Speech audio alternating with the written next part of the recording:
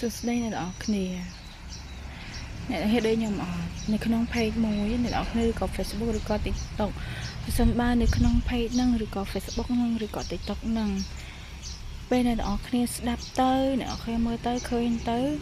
គឺថាទទួលបានអត្ថប្រយោជន៍ពី page ហ្នឹងពី Facebook ហ្នឹងពី TikTok ហ្នឹងអ្នកនរចុច like ចុច follow ចុច comment និង share ចាហើយអ្នកនរគ្នាក៏ពិតជាមិន like មិន share ចំពោះ page ណាដែរ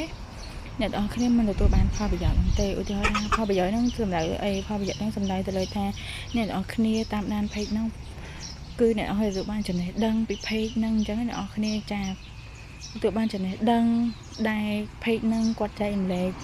ចែកជូនទៅដល់